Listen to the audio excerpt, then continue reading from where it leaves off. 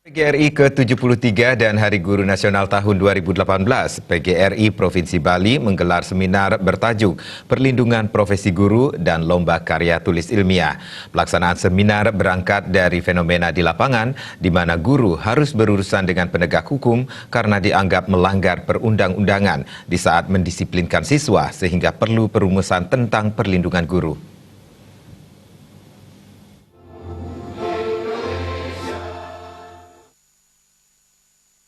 Tujuan dari kegiatan ini adalah untuk memfasilitasi para guru dalam meningkatkan kompetensinya sehingga terwujudnya guru yang profesionalisme dan bermartabat serta mampu menjadi agen dalam perubahan era revolusi industri 4.0.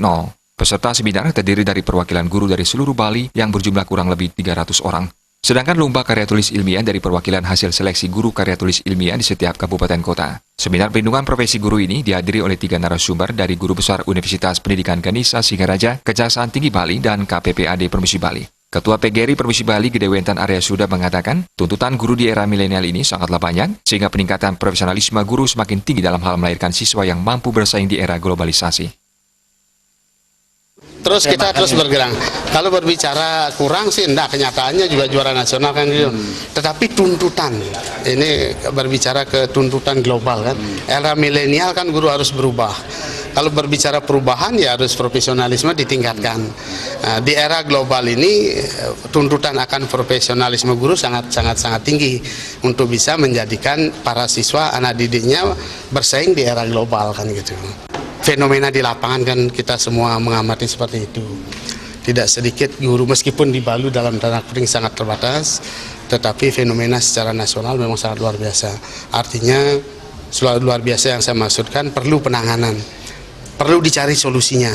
Karena guru menghukum siswa dan siswa juga ada yang menghukum guru kan.